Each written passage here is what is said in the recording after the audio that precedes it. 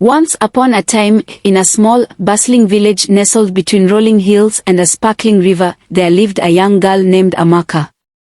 Amaka was different from the other girls in the village. She was larger, rounder, and carried a heart as big as her frame. But instead of appreciating her kind soul, the villagers were cruel. Every time she went to the market, she would hear whispers and snickers. Whenever she went to the stream to fetch water, the other girls would point and laugh at her. "Look at her, she's as big as 3 cows," one would jeer. "How does she even fit through the door of her hut?" another would cackle. Amaka, despite her warm heart, was deeply hurt by their words. After every trip to the market or the stream, she would sneak away to the riverbank, away from prying eyes, and cry. The river was her only friend. Its gentle waves seemed to understand her pain, and the breeze carried whispers of comfort.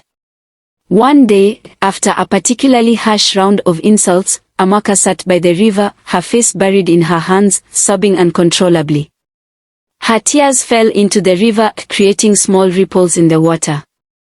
As she cried, she didn't notice that the river had started to stir in a peculiar way. Suddenly, the water bubbled and shimmered, and out of it emerged a beautiful mermaid with scales that glittered like emeralds in the sun. "Why are you crying, my child?" the mermaid asked, her voice soothing like the soft hum of the water. Startled, Amaka looked up, wiping her tears. "I am hated, mocked, and shamed by everyone in the village because I am fat," she confessed.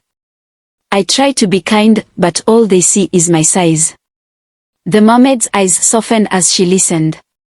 "Oh, dear Amaka," she said, "you are beautiful as you are, but I see your pain, and it should not be ignored. I will help you, but you must promise me something." Amaka, her eyes wide with hope, nodded eagerly. "Anything. You must promise me never to let beauty, or the lack of it, define who you are," the mermaid warned. "True beauty comes from within, and it is a light that never fades." With a wave of her hand, the mermaid cast a shimmering spell. Amaka felt a warmth spread through her body. She stood up and rushed to the water's edge to look at her reflection. She gasped, her round, plump face had transformed into that of a stunning, slender young woman. Her hair shimmered, her skin glowed, and her features were delicate and graceful. The next day, when Amaka returned to the village, no one recognized her. As she walked through the market, people whispered about the mysterious beauty who had appeared out of nowhere. Even the women, who had once teased her mercilessly, stared in awe, and the men, well, they could hardly keep their jaws from dropping. Every single man in the village tried to win her favor, but Amaka remained distant, her heart still remembering the cruelty she had faced. But there was a strange twist to the magic. Every time she returned to her small hut, her beautiful form would vanish, and she would return to her original size. When she stepped out again, the magic would restore her slender beauty. The villagers, unaware of this, began to gossip about who the mysterious beauty could be and why she never stayed in the village for long. Despite her new appearance, Amaka found that the compliments and attention did little to heal the scars left by the villagers' past cruelty. The transformation had not changed who she truly was inside. One day, as she was leaving her hut, she spotted a young man named Chibuzo, the most handsome and admired man in the village. Unlike the others, Chibuzo had never mocked Amaka, but she had always been too shy to speak to him. He approached her, but instead of praising her beauty like the others, he said, "There is something about you, something more than what meets the eye." Amaka was taken aback. "What do you mean?"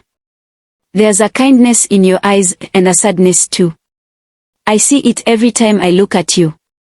"I think you're hiding something," he said gently. Amaka's heart pounded. No one had ever spoken to her like this before. Emboldened by his words, she decided to tell him the truth. She took him to her hut, and as soon as she stepped inside, her beautiful form faded away, leaving her in her true, larger self. Chibuzo blinked in surprise, but then smiled softly. "So this is the real you," he said. "I understand if you no longer wish to speak to me," Amaka said, her voice shaking. But Chibuzo shook his head. Amaka, it doesn't matter what you look like. You are beautiful because of your heart. The villagers were wrong to treat you the way they did. Amaka felt tears welling up again, but this time they were tears of relief. But I don't want to live in this magic forever, she said. I want to be loved for who I am. Chibuzo smiled. Then let me help you. Together, we can work on your health and your body, not to change who you are, but to make you feel better about yourself. And so, with Chibuzo's help, Amaka began a journey of self-care, exercising by the river, eating nourishing foods, and embracing the person she had always been inside. She slowly grew stronger, healthier, and happier. And soon, without needing any magic, Amaka became even more radiant, her confidence shining through. When she and Chibuzo finally married, the entire village gathered to celebrate. The same villagers who had once mocked her now looked at her with admiration. They realized how cruel they had been, and one by one, they approached Amaka with heartfelt apologies. Amaka forgave them all, but never forgot the lesson she had learned: beauty is not in the eye of the beholder, it is in the heart of the person who loves themselves. And so, Amaka and Chibuzo lived happily ever after, not because of magic, but because they found love and acceptance in each other and within themselves.